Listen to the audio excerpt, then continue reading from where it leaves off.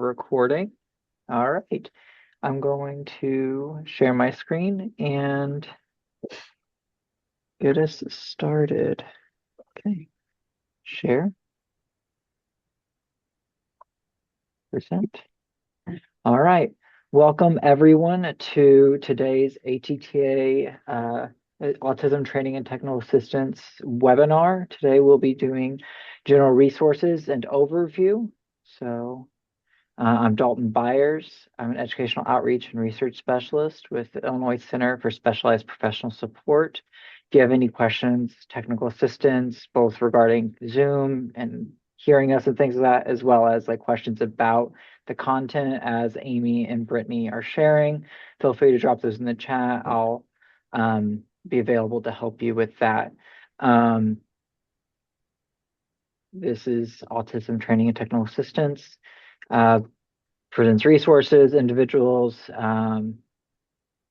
transitioning from secondary to post-secondary education or employment. We'll be learning a lot about ATTA today, so don't need to spend a lot of time on that. We're ICSPS. We provide technical support for research-based best practices, encouraging professionals to educate equitably, and offers expertise in creating excellent learning environments through professional development events. Today, that's very much focused on autism training. So I don't want to belabor the point too much, but we're going to thank our supporters, ISB, and want to launch some polls. I'm sorry, here we go, there we are. To see kind of where everyone's from. So here are the numbers. I'll come back to the slide in a second, and kind of what population you most represent. Secondary, young adults, post-secondary, communities, families, and employers. But here's the numbers for kind of where you're at, because I feel like that's a little less clear.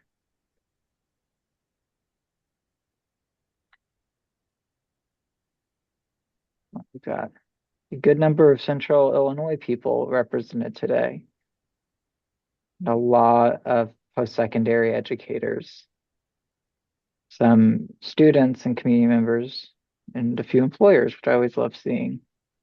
So Chicago and Central Illinois being a big part of the kind of people who are here. Give you all a couple more minutes or seconds to fill out those polls.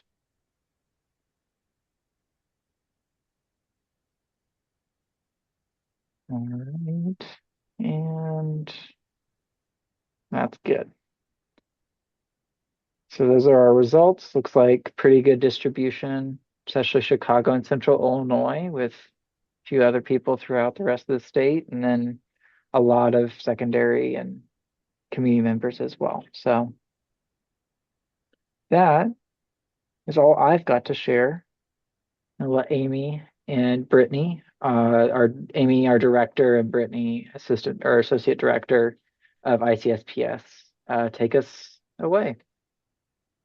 Thank you, Dalton, and welcome everyone. My name is Amy Julian. I'm the director for the Illinois Center for Specialized Professional Support at Illinois State University, and we are excited to talk to you today about the Autism Training and Technical Assistance Project.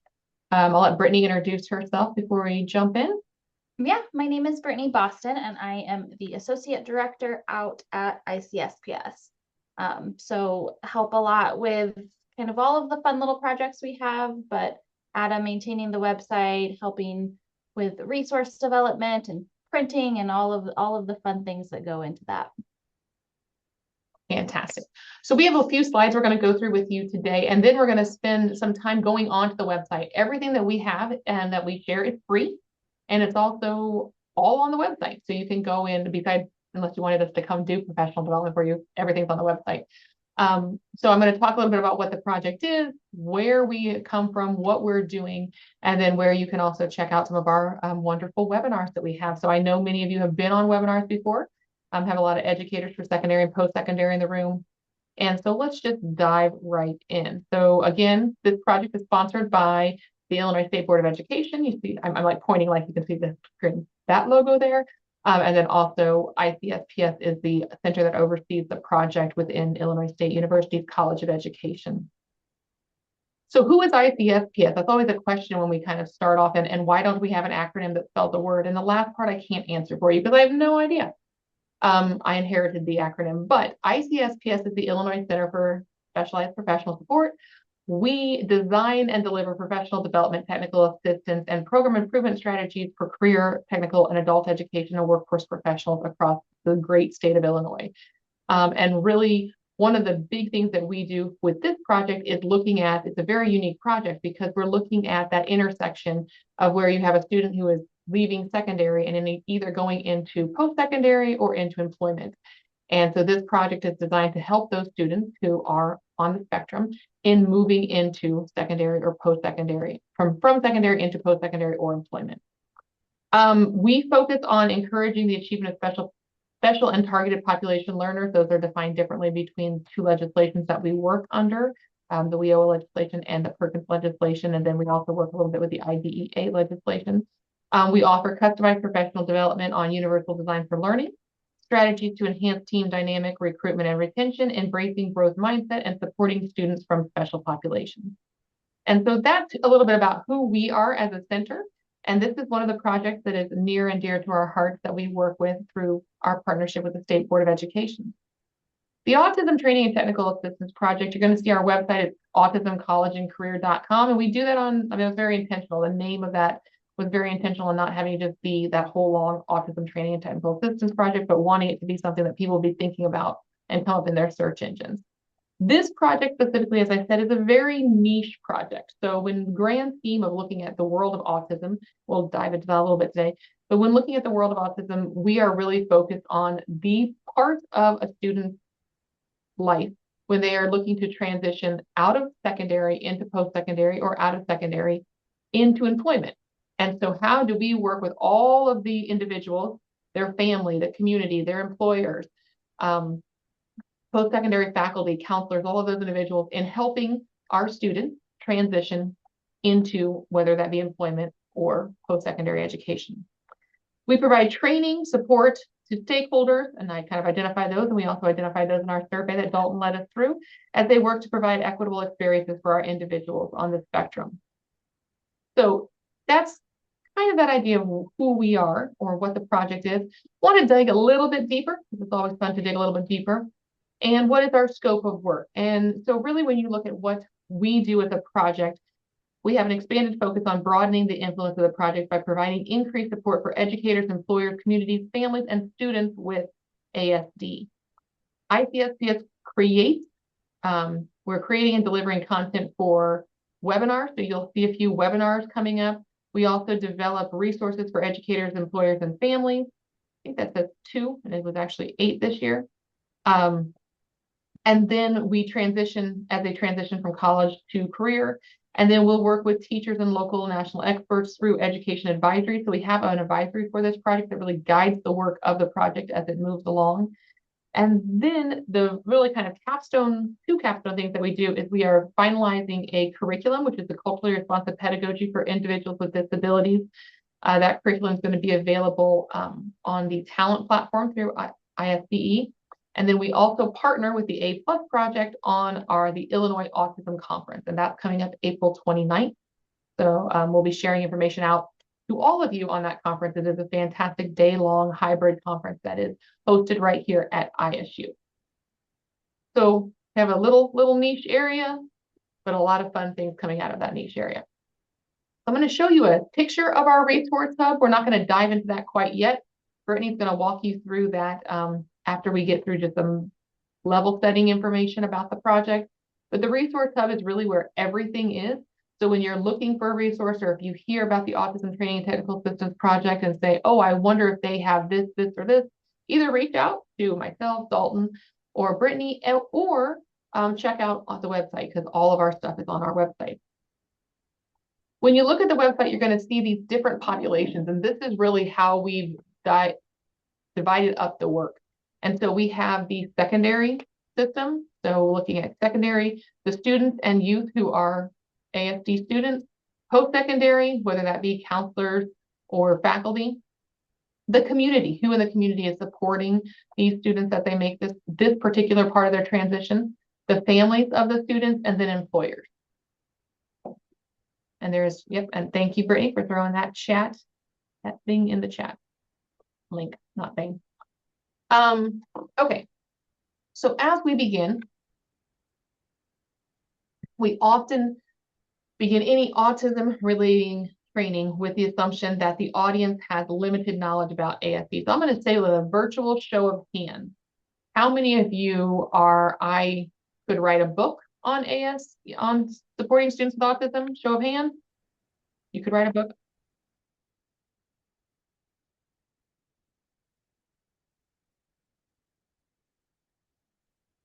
All right. So we have two or three of you could write a book. Okay. How about I work in the space. I'm very interested in resources, but probably could, I'm not, that's where I'm at. I work in the space. There's a lot of resources, but always looking to improve. Where are we at there? Show of hands. Show of your virtual hands. A lot more of those. A lot more of those. Yeah, a lot more of those. Oh, I love it in the chat. Me. Yes. Thank you, Barb. All right. How about I am here to learn because I need to learn as much as I possibly can about supporting my students with autism.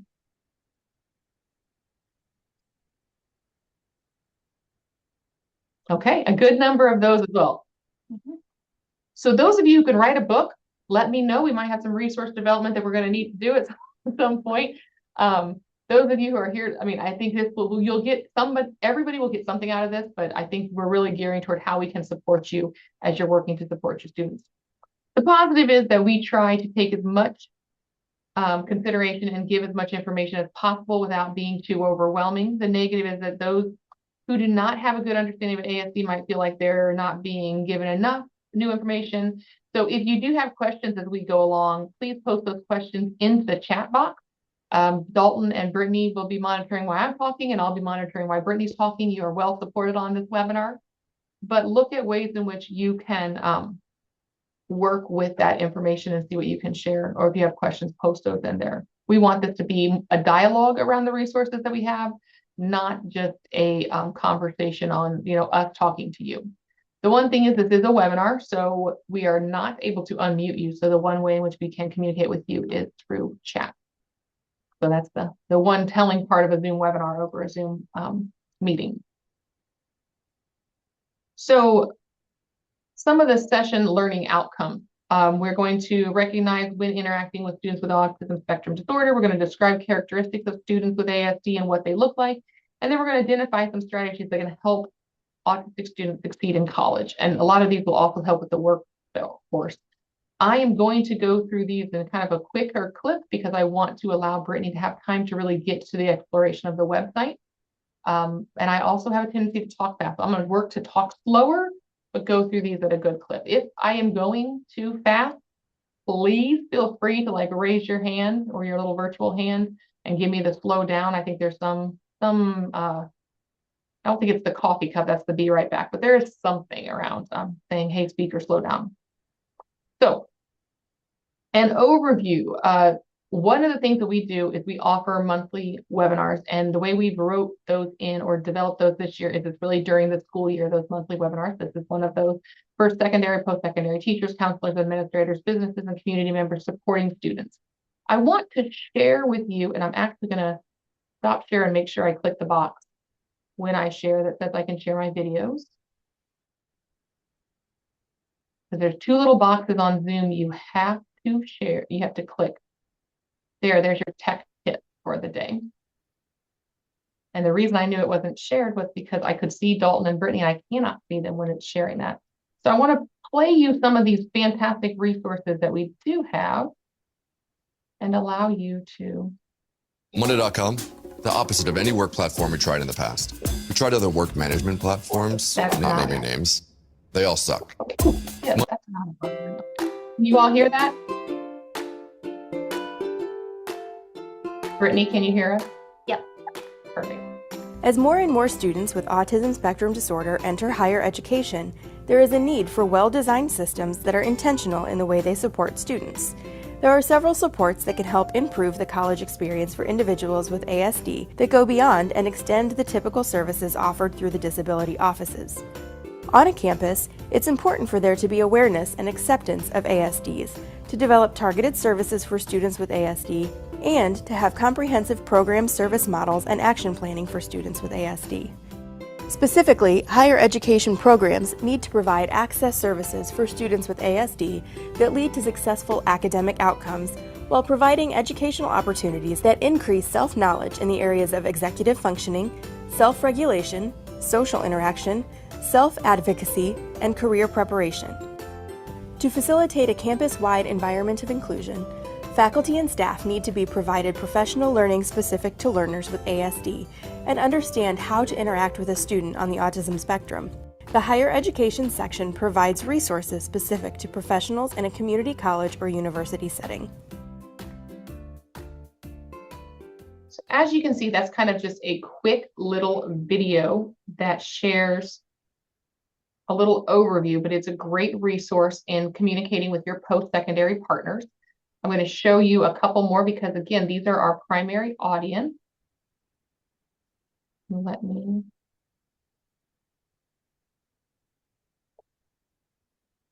pause a second here.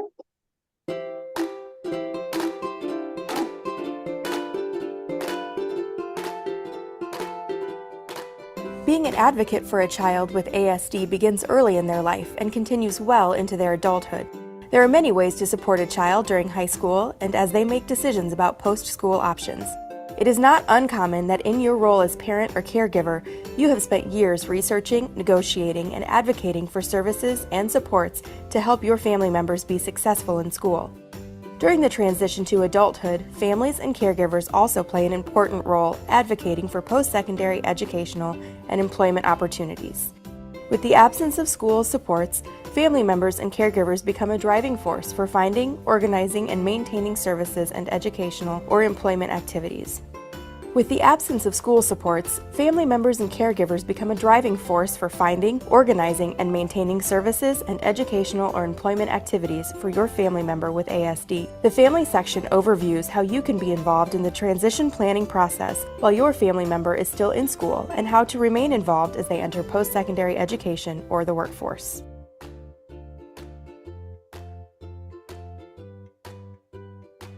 Okay, and as I said, that's a nice little overview to show you what's available on our website, and Brittany will get into that in a second.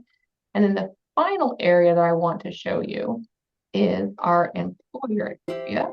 Okay, my music is getting a little... A thriving business depends on a strong, capable workforce. Individuals with ASD can bring a wide variety of strengths and talents to the workplace. Yet, people with autism may encounter difficulty getting or keeping a job and, as a group, are underrepresented in the workforce. With a little effort, employers can identify if an applicant with ASD has the skills needed for jobs they need to fill, and make sure the services provided by their businesses are accessible to people with autism. The resources on this site will aid employers in developing an understanding of the autism spectrum, identifying strengths and weaknesses of potential employees with ASD, providing an equitable hiring process that allows applicants with autism to demonstrate their value to your company, creating training and talent development opportunities related to autism in the workplace, and responding to the needs of employees with ASD in order to help them maintain peak efficiency and effectiveness.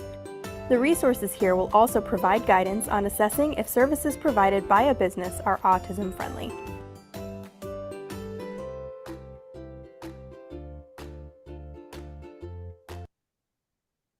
So I wanted to share those with all of you so you can see just a glimpse of some of the things that are available.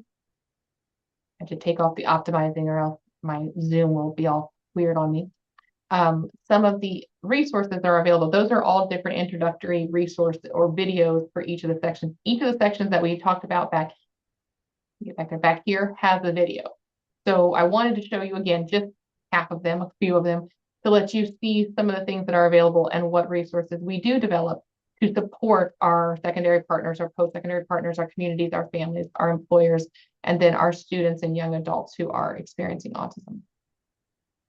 And so by the show in the room, I'm going to kind of go through this. I'm just not going to read all this to you, but looking at, you know what ASD is. And Anna put her hand up and put her hand down. So, okay. And then, so what are some things in the classroom that you might notice?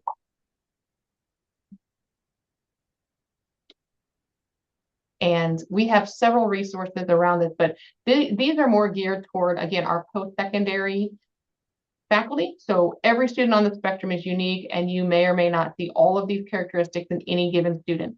One of the most pronounced sayings that I have heard in working with individuals who support autistic students is that you know one student with autism, you know one student with autism, and it presents differently with every student. So some of the things you might notice in your classroom is oddity and vocal pitch, intonation and volume displays literal and concrete thinking patterns, and literal interpretation may come across as argumentative and rude or monopolizing, has strong, narrow interests, may observe ritualistic or repetitive strategies such as rocking, tapping, or pacing, appears inattentive or bored at times, may be easily distracted, may become easily overwhelmed, and may misunderstand tone of voice, jokes, facial expression, sarcasm, and other subtle messages. And so when we work with faculty in the post-secondary space, we really want to help them understand what autism is going to look like when it shows up in the classroom, and then what are the supports they have. One of the things that's important, especially with this particular project, is helping the students, the families, and those who are transitioning students understand that disclosure is important. So when you move into the post-secondary system, you disclose that you have an autism that you would want supported. And it is not, the IEP does not follow you. You do not have those kinds of supports with you. So it is important that we work with both faculty and students to cover that information. Other things you might notice: trouble staying on topic, maintaining conversation, may exhibit awkward eye contact, posture, or gesture, difficulty with changes in classroom seating or syllabi, sensory or sensitive to light, sound, touch, smells.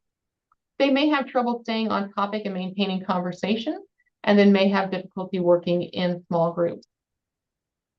So we work with faculty. We've done several trainings with the community college system on what are things that you see in the classroom, and then also how would you provide modifications, and those are what Brittany's going to get to. I feel like we're like setting Brittany up for all this stuff, because those are the things that Brittany's going to go into, what resources we have to assist faculty as students come in and how they can support them. And as somebody who loves, eats, sleeps, and breathes universal design for learning, there's a lot of things that you can do as a faculty member. There's a lot of things that you can do as an employer that are going to benefit all of your employees, but also benefit your students who are individuals with autism. These are some of the strengths. So when you look at the strengths of ASD: above average or superior intellect, out of the box thinkers, excellent long-term and short-term memory, looking at task-oriented and diligent work routines, excellent visual spatial skills, exceptional talent in one specific area, or highly motivated by interest, strong pursuits, knowledge within a particular area. We talked about that and how that's going to present in the classroom as well. We also talk about that idea of a strong attention to detail, passionate commitment to ideas, ability to maintain prolonged, intense focus on subject matter, and then original ways of come up with original ways for problem solving. So these are our out-of-the-box thinkers. And if you are an individual who works a lot with individuals with autism, you know that. These are the students who will think of different ways and are very innovative in the way in which they think. So these are all strengths, and these are things that when we work with faculty, we point out, we resonate. When we work with employers, we point out, because a lot of employers are looking for individuals who have these strengths. We also want to be honest in our transition support, and we also talk about the challenges. So I'm not going to read all these to you, but sometimes working in group is a challenge. Initiating, planning, and organizing can be a challenge. Multitasking can be a challenge, where on one side of the coin, focusing on a task is their strength. The multitasking could be, and that's one of the things that we're looking at suitability when we talk about employment. How do we help students find a place where they're going to fit in and feel that they have contributed to what they want to do, that they're happy in their job, but they're also doing things that they find fulfilling. It's sometimes challenging for individuals with autism to ask for clarification or assistance, and regulating sensory needs. That can be a challenge as well. So we'll dive into strategies, and I'm just going to go through a couple of these. some of the things that you can do, and again, if you're looking at these and as an educator, I'm like, a lot of these things would work for me. A lot of these things would work for Brittany. They would work for individuals who are neurotypical or neurodivergent on the spectrum, all of those things. Provide direct feedback, set clear boundaries, provide ample response for questions, provide predictable routines, allow extra time for transition. Also, there are some strategies that really look at avoiding use of idioms, metaphors, sarcasm, and jokes. That is one of the things that does not translate well and does not, they're very often very literal in their interpretation. And if you use sarcasm, it does not translate well. Consider assigning group roles. And then when speaking to students, use their names so they know you're speaking directly to them. That's something that we work with a lot with faculty, is instead of saying you guys or hey crew or good morning gang, if you want someone to respond to you, and that's just a good practice in general, you want to say, Brittany, how are you feeling about this problem? Or Dalton, I'd like to hear your response to this. That brings all of our students kind of to attention and makes them realize that they could be called on. Some tips for instructors that we cover, and again, we're going to get into resources here in just a minute. We talk about, remember that you are the educational leader in the classroom, so you set the precedent and the tone for the entire semester. So start with those universal design for learning principles, because those are really going to support you in supporting all of your students. The other thing that's really helpful is have a routine. What are you going to do? How are you going to do it? One of the things that we've learned in our research on this topic is really when we talk to employers about the things that have worked for individuals who, autistic students, also work for individuals who have anxiety, individuals who have those kind of stressors as well. So again, when I say one thing will work and help an employer or a faculty member for a lot of their students, I'm not just making that up. We've seen a lot of research in that area. And then find out how students prefer to be communicated with. Do they want to be communicated with over email? Do they want you to come over and talk with them? Do they want to have, text or things of that nature? So I'm not going to go read all through these, but these are some of the tips that we have for instructors. And I know Brittany has a whole worksheet that she's going to show with us. I think I made this part a little. The tip for day-to-day communication: be aware that each individual on the autism spectrum is unique, and no two individuals will react the same. So if you are in a situation where, like, well, last semester I had George, and this is how George responded, and this is what worked well for George. And this semester you have Sally, what worked for George might not work for Sally. They're very much individual. And that's why when we talk about, I know one person with autism, one person with autism, that's why that quote or that saying is so repetitive in the autistic community. What some may view as inappropriate behavior might be innocent curiosity. So keep that in mind. We work with employers on this as well. A lack of social skill or inability to communicate properly. Define parameters for what is and what is not acceptable and might prevent further problems. So one of the things that we talk about with faculty is letting students know how they get in touch with you. You don't want to just say, call me whenever. Those establishment of office hours, or if you're calling me during this time, call me, or if you're going to visit office hours, visit office hours. But you don't want to have students just wander. If you don't want to have students just wandering into your office, you'll need to set that up. And be very clear in those communications. One of the things that I've had faculty say to me is, oh, I said they could stop by anytime, and they literally stop by anytime. And in working with them, I'm like, well, yes, they're taking you literally. If I say, Brittany, you can stop by anytime, and she popped by, at 10 a.m. in the middle of a meeting, well, I said she could stop by anytime. So we want to be sure that when working with faculty, and again, just those tips for day-to-day communication, that you're being specific. You can stop by during office hours, or if you need to reach me after hours, email me. We also talk about, in all cases, with all students, being a little cautious about sharing your personal cell phone, because your people will use it, and that's not anything with this training. That's with just good practice in general. Some common accommodations that we will talk about or are available in resources is that extended exam taking,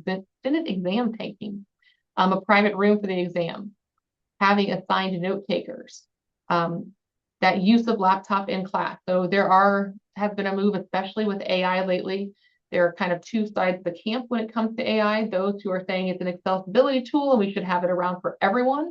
And then on the other side of that coin is those who have said, I'm moving back to just pencil paper. I don't want to have anybody having opportunities for just recording or taking notes in the classroom.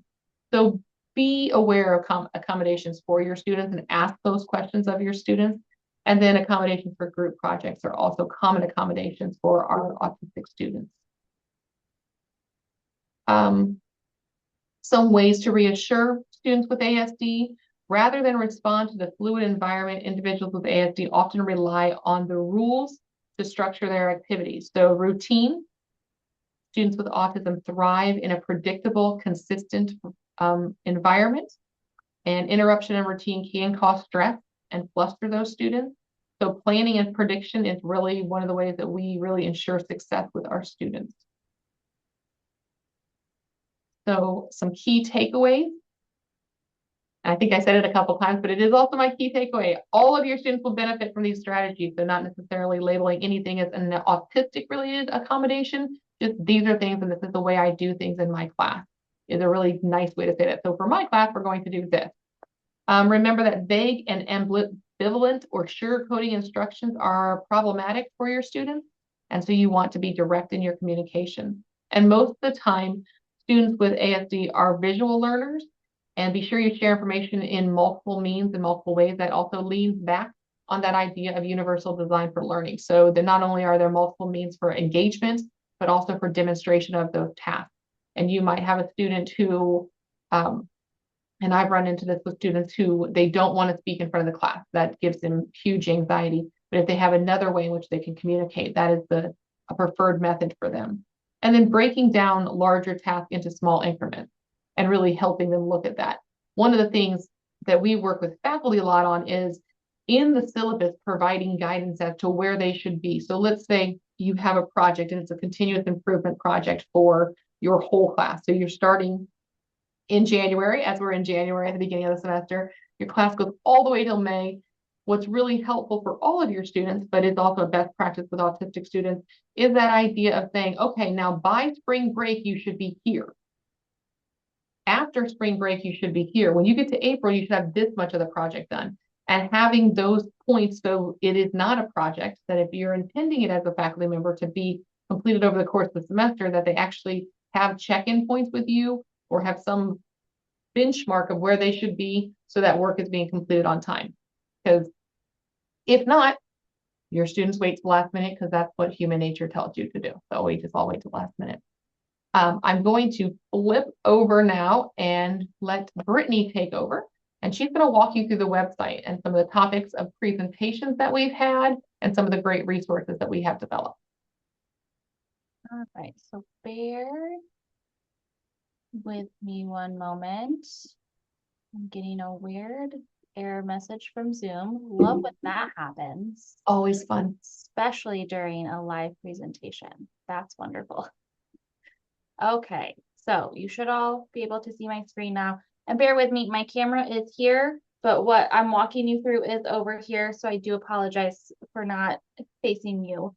But this is our ATTA website, or autismcollegeandcareer.com website. Amy showed kind of the picture of it up there.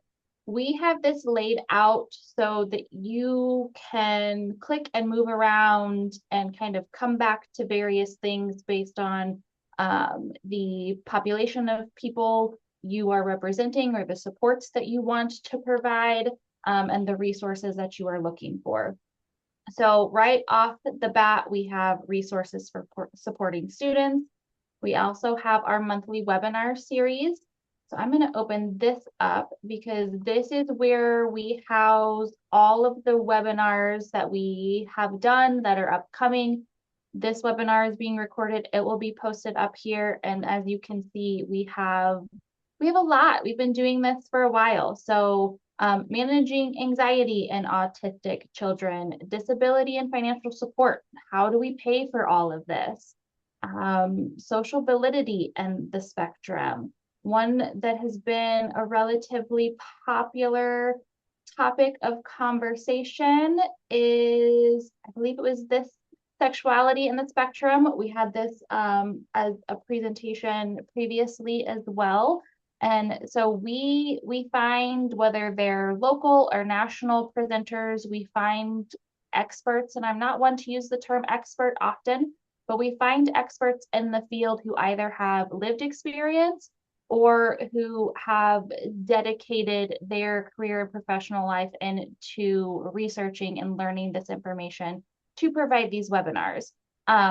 So in all of the free time that I know all of you have, please feel free to dive in and kind of see what we have available there under our webinars. And then we will go back home here. Amy did mention the autism conference. So if you are interested in that, that's taking place April 29th.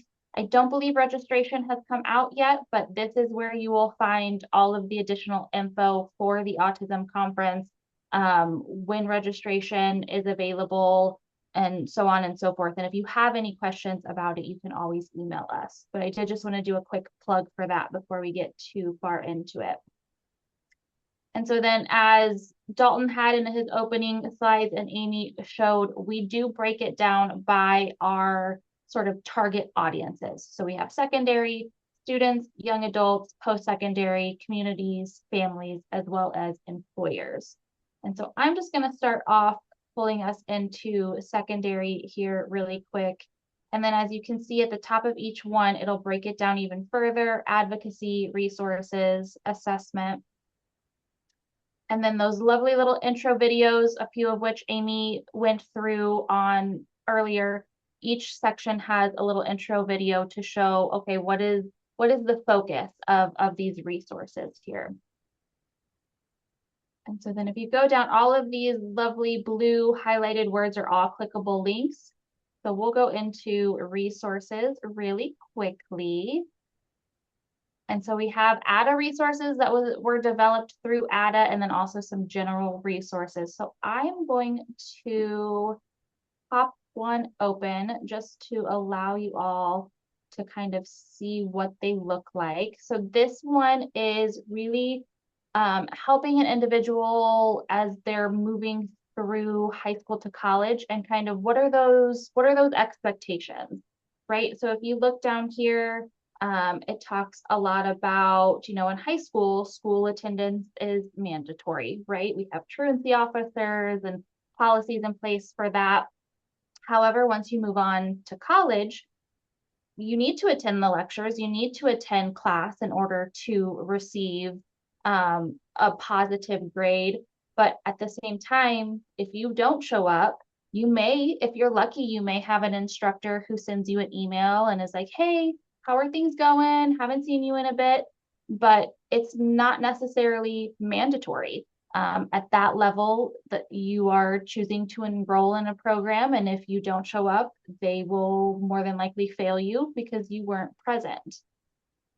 It also talks about, in high school, your parent or guardian is a primary advocate, and students are starting to learn ways to advocate for themselves. When you transition into college, a lot of times the student is the advocate, and the student, depending on their age, is the adult, and the college really doesn't communicate with the parent or guardian when it comes to, things that dealing with the student and issues that they may have. So this is one of our resources. And as you can see down here, all of our resources have links as well. We have hard copies of these as well. Everything that I'm going through and all of the resources that we have, we put them on our website, but I also know people like to have hard copies of things. And so if that is something that you're interested in, please feel free to email us, and we can send some out to you. And we will also have a booth or a table at the autism conference. So that is another great way. If you are attending, please stop by, say hi, grab some free resources, because again, all of this is free and available to you. Another one that tends to be an enjoyable one is the when should I disclose my autism? When is that appropriate time? When do I bring that conversation up? And so really talking about what the diagnosis looks like, and when is the appropriate time to disclose to individuals that you have autism and are on the spectrum and what that means for you. Because as Amy said, you know, you meet an individual with autism, you have met one individual with autism. So what are the things that maybe when you're looking at the classroom environment that you need that additional support in?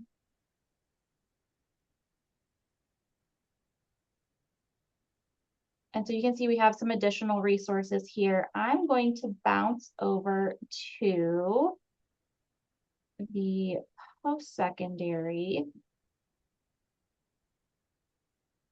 And again, set up very much the same way: advocacy, resources, assessment, that lovely intro video.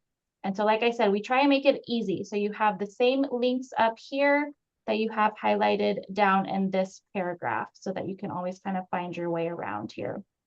And so you'll see for this particular one, we have some webinars that we had done in the past about what does it look like when we're trying to navigate that transition period from high school into post-secondary, and also how can we support college students who are on the spectrum and have ASD. We have some national resources up here. And then when you come down here, again, we have that handout that I had showed you earlier. We have a document that is tips for faculty. And a lot of this kind of goes over what Amy shared in the presentation. This linked to 10 tips for job success. So we're going to switch to this one because apparently our link is broken. And I'm going to make a note of that and we're going to switch that link. But as we had mentioned earlier, we do provide a lot of resources and supports for employers as well. Because not only are we working with individuals who are transitioning from high school into post-secondary, it's also into the workforce and the employment environment. And so this is just kind of an overview of how to be successful in your employment, right? So you want to be specific and precise about job instructions, you know, really define what is rigid and what is flexible. Every employer is different. There are some places where, I use my husband as an example. He used to be a correctional officer in the prison, so he could not physically have his cell phone on him. That was a safety hazard. Whereas I am able to have my cell phone on me for work. I have a boss who understands that I'm a working parent, and so I need to have my cell phone on me in case something happens and comes up. But what are those policies and procedures that are in place that have a little bit of wiggle room or don't? Okay, so I'm going to pop over and see if I can find that tips for faculty document here for you all, because I'm not sure why that is not popping up on there. Okay, well, I will have to correct that link and we'll have to get that one updated for you all. But then we also have students and young adults. And then you can see some of these cross paths, right? Because we're talking about making that transition, and so what that should look like. We have a working environment self-assessment document that the student can use when they're preparing for that transition. We have a document that lists out some interview tips when you're preparing for that. And then also a timeline for high school to college. So looking at 9th and 10th grade, what are the best steps here? How do we map out from the start, mapping out that transition plan and what that should look like, but obviously making it adjustable and flexible for each individual student, because again, not everyone's trajectory and path is going to look the same. And so we have to have that sort of adaptability and flexibility worked in there as well. And then it talks about, the admission process, right? Family meets with the school counselor, looking at what are some appropriate schools, what are some schools that, would be a good fit for the student. kind of narrowing down those choices, completing the application. What are all of the materials that need to be in there? What does how do we navigate FAFSA? How does that operate? I mean, we all have issues with that, right? And so being able to kind of have someone in there to walk alongside them and help them navigate higher ed and that whole process, which can be confusing for a lot of us. I work in higher ed. It's confusing for me.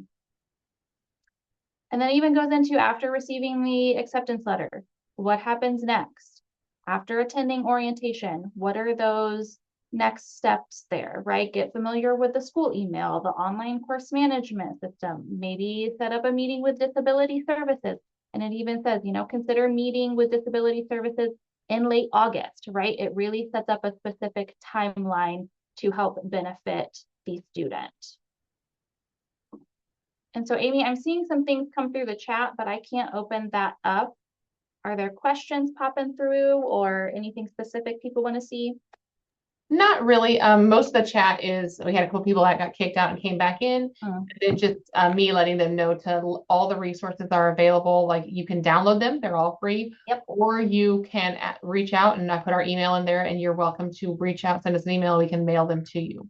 Yeah. A couple ones that I'd love you to highlight is, let me see here. The self-assessment. There's a short version and a long version. So if you go to the student resources, oh, yep, I think I'm in students. Yes. It even says right there for you, a short version. So I love this resource because this is for the student themselves to fill out. And what it does is provide them with that information around how they feel about their job, the transition, college, what are the things they're going to look at. And if you look at that description, it's really key points on topics of academic independent living, socialization, safety, sexuality, stress, and personal insight. And so there's a short version and a long version. And if you want to go ahead and kind of scroll down and let everyone see a couple of the questions that are in there, but there are also sections. So academic questions followed by independent living questions, then moving into socialization questions. And when you're working to support a student, these are fantastic things to ask. Like, how do you feel about socialization? If you go to college, this is something that we work with ISU with a lot. Do you want to have a roommate? Do you not want to have a roommate? There is kind of a balance there. We don't want the student to be isolated or to feel like they're bored and alone, but at the same time, we want them to be able to stay and maintain their routine. So having this self-assessment has been a fantastic tool for individuals, parents to use, for students to use, for teachers to use, to really allow the student themselves to walk through the process and say, this is how I feel about this. This is where I'm going to do, well, or things that I want to do. And then really quickly, Amy, so the student will go through and give scores. And then at the bottom here, you can kind of sum everything up and then narrow it down to what are those 3 areas that kind of have that highest need that we need to focus on and continue that support before we have that transition take place. And then another one of my favorites is the sample intake form, which allows students to really have that experience of what is it going to be like filling out a job application, and what is the information that you might need to know and to have readily available. I use this with my own children because there are things that they need to know that they don't know. And so this is a great resource for, mostly we've heard parents have used it a lot, but I also think that schools can use it within the transition program as well, or process as well. What are the things you need to know? And this is all information taken from, a sample questionnaire. This might be something that they can do prior to applying for a job, or even prior to applying to college. This one specifically is more like current school information, things like that. But I think it's just a really great exercise, again, to support them and have them thinking about all the aspects of transition. So those are my 2 favorites. We are getting a little close to time. So I want to know if there's any questions, please post those in the chat. Any questions, or if as we were scrolling through the site, you saw something that popped out to you and I didn't open up, but you'd like me to open up and kind of give an overview of? Okay. I heard a little pop, so I didn't know if somebody's hand went up.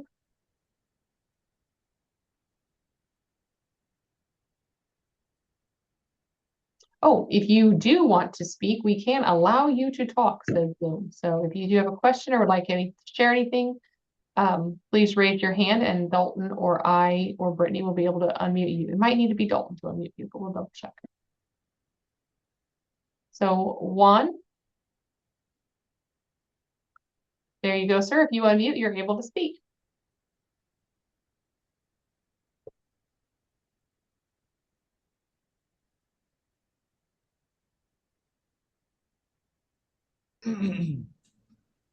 Hello, can you guys hear me? We can, yes. Thank you guys. Well, I'm really enjoying this webinar. It's really interesting. Well, let me introduce a little bit about myself. Well, I currently work as a teacher in CPS. I work as a Spanish teacher. And of course, as many of I guess many of you guys might have worked also with kids who have like some sort of autism or, anything related along that side. So my question is, for example, as an educator, if I want to implement, let's say, strategies or methods for kids who might have this kind of conditions or, cognitive stuff, is it okay as an educator to make it like obvious that I'm using like strategies to make them understand? I mean, basically, my question is it like okay if I, you know, make them aware that they need different strategies in comparison to their classmates? Because I wouldn't really know how to approach a kid and tell like, okay, so since you don't really understand as much as your classmates, I'm going to use these strategies. Or how can I just approach my students without making them feel like, oh, he's teaching me different because I just don't understand, or it's harder for me, so he's using something different, like I'm a burden, because I know Right. that kids sometimes are really mean and they can get stuff, they can understand what's going on, so they might feel like, oh, so the teacher is treating me differently, I want to be treated as everybody else. So what's your take right there, guys? How would you handle that situation without making a student feel like he's different from the rest? Can I ask one clarifying question? Juan, do you teach at the secondary system or the post-secondary system? Well, I'm currently teaching at a middle school. At a middle school, okay. Well, the reason I asked that was because my initial response, I work a lot in post-secondary, my initial response was, are they aware of their disability and have chose not to disclose? And there is so many times that we have worked with faculty and worked with students who just, and I'm going to pick on my own sister, but she's not on this webinar, so we're good. She's dyslexic and she has a severe dyslexia when it comes to numbers. And she went to college, had all the accommodations in the high school time. In through elementary school, middle school, did all the things. Mom went through all the work to do all those. Went to college and said, I'm not going to disclose. I did just fine. And so then got there and her math teacher sat her down and like halfway through the term, she wasn't doing well in math because of course the numbers are transposed, and said, you know what, I've identified what's going on with you. You're dyslexic. And my sister said, well, of course I am. I knew I was dyslexic. So for the post-secondary educators in the room, like maybe start there. Like, is there an accommodation that you had when you were in high school or that you have in other classes that I can also do or that I can also use? One of the things that we also stress is let them know what's available. And maybe, especially with middle school one, I'd say let their parents know what's available. Are there services that they're getting in a different class if they don't currently have resources? I mean, if they haven't really came in and said, you need to do this. Are there things that are happening? Like, do they have an IEP or things of that nature? I'm loving the chat though. Any resources around masking and accommodation? There is a fantastic webinar that is done by Hallie Moss on here around masking and how to work with students who are masking. And she has some great resources during that webinar. So to address that. And then how do we as educators support with that accommodation if a student has it listed? How do We as educators support with that accommodation if the student has it listed on their IEP. I think I'm reading that wrong, Martha, or Maria, because if they have it listed on their IEP, you should be able to support them with that accommodation. But please let me know. And then Brittany or Dalton, is there anything you want to add to Juan's question about how to approach the student? Well, so I was going to, sorry, you mentioned Hallie's webinar, and so I was trying to pull it up and find it. But so a lot of the strategies that Amy went over when she was doing those, she made a comment a lot of like, these are strategies that you can use for all of your students. And so I was going to pop over to our, oh, and I'm on the back end, so apologies there. To our equity and CTE website, because we do a lot with universal design for learning. And I can pop this link in the chat. I'll throw it in the chat. I got you. Beautiful. Because universal design for learning is one of those frameworks that is very much kind of what Amy was covering. It is something that you can use with all of your students in your classroom, whether we're talking secondary, post-secondary.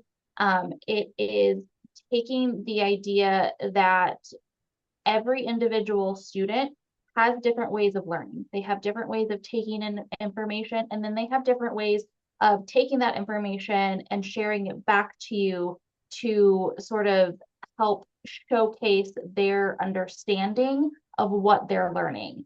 And so when you're looking at your curriculum and how you develop assignments or worksheets or whatever the case may be, really looking at different ways in order to allow the students to showcase the knowledge that they've gained and how to share that back with you.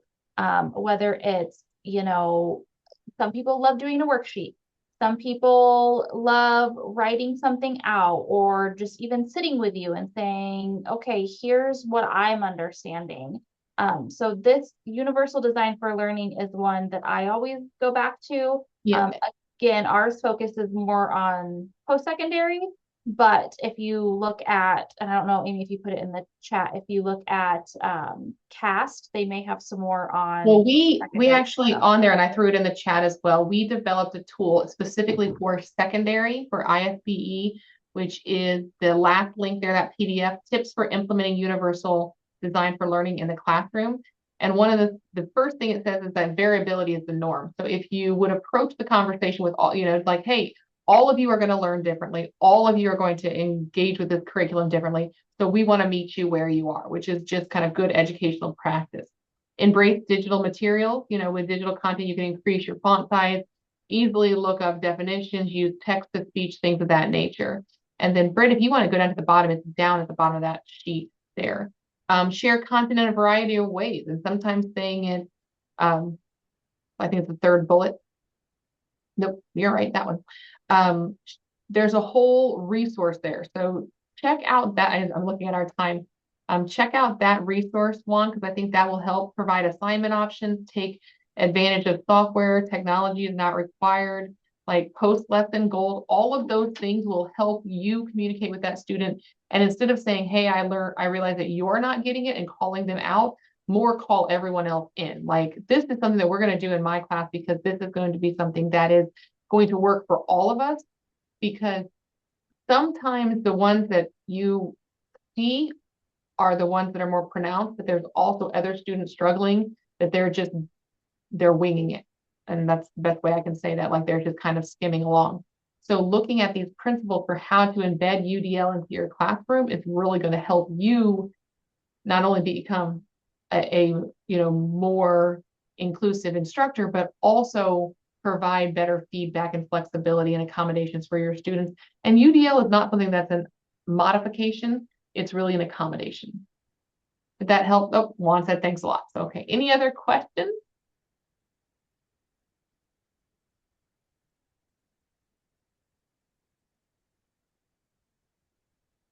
Looks like we're right at time, Dalton. So I think there's an evaluation that'll be coming out. I'll let you do your housekeeping at the end there.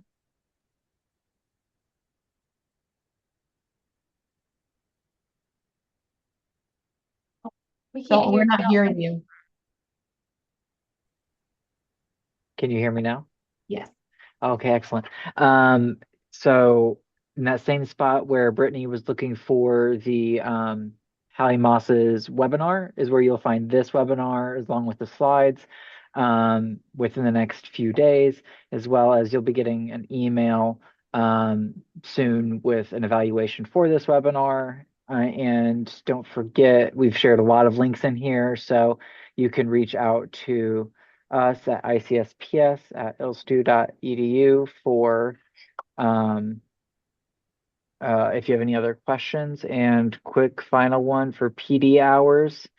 I don't think we can offer official Nope. PD hours, but we do. We do. What you do is you let us know if you need a certificate of attendance, and then you can use that for your PD hours. Yes. Okay, excellent. Yes, I was prepared to give you a certificate of attendance. I wasn't sure if that equated PD hours. So yes, It yes, does, we yeah. can. Send an email right there to ICSPS and we'll get that back to you within a quick turnaround. So that's all I have. Again, thank you all for coming, for your great engagement and your good questions. So I hope you have a nice day. Thank you all.